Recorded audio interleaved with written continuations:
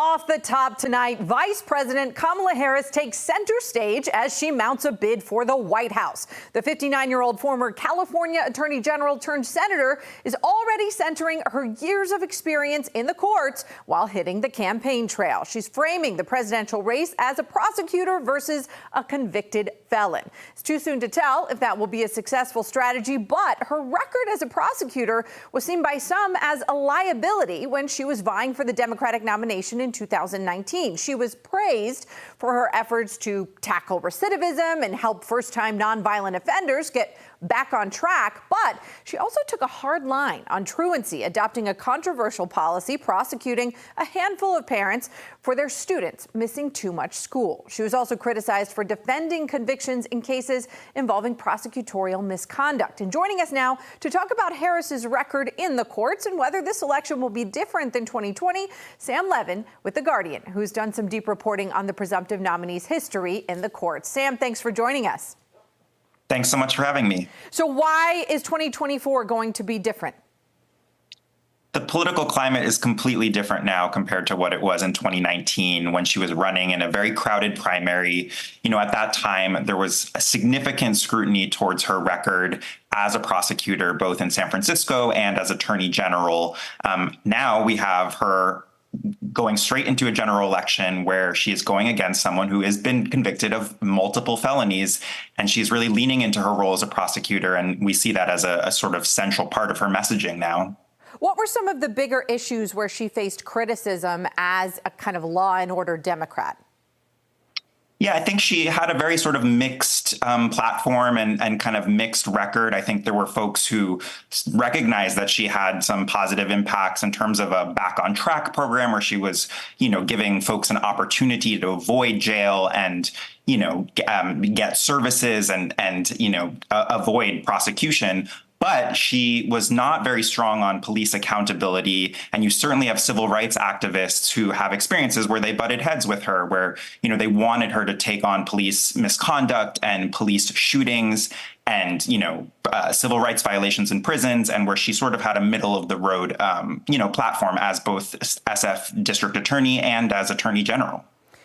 The conversation about police accountability, as you mentioned, that was one of the issues that came up, has evolved dramatically in this country since 2019 and in the Democratic Party. Do you think that they left kind of that law and order perspective behind after everything we saw in 2020 up until now? Yeah, I think there's been a dramatic change since she, was a prosecutor in 2003. It's been a dramatic transformation in the country. When she was running, in the primary in 2019, that was a moment when there was, Black Lives Matter had a lot of power, and there was, significant concern about police violence and mass incarceration. And so we've seen a huge evolution in her sort of stances on these positions and how she talks about these issues. And I think she's always said that she's, smart on crime and that she's threading this needle of, both, holding people accountable for violence and also, trying to correct the wrongs of the system. But I think there's a real push now to see, the Democrats take on criminal justice reform and right the wrongs of this, harmful criminal legal system in this country.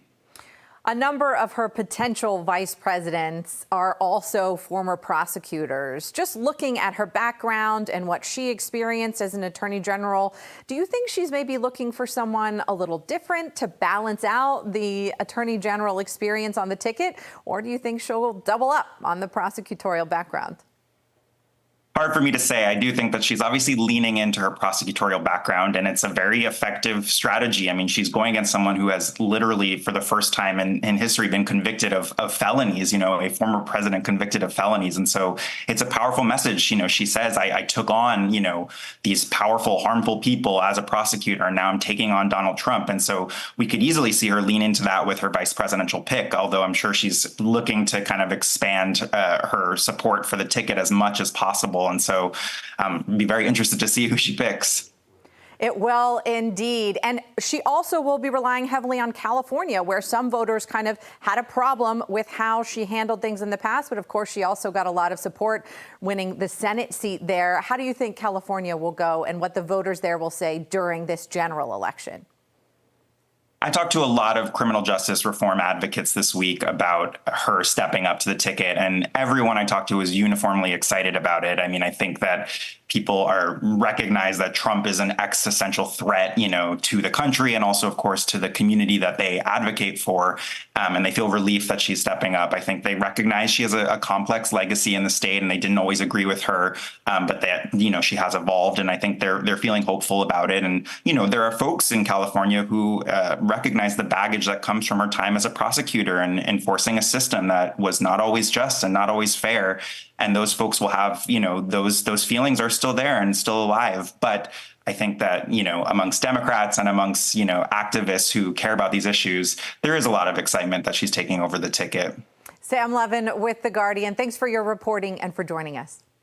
Thanks so much for having me. Appreciate it.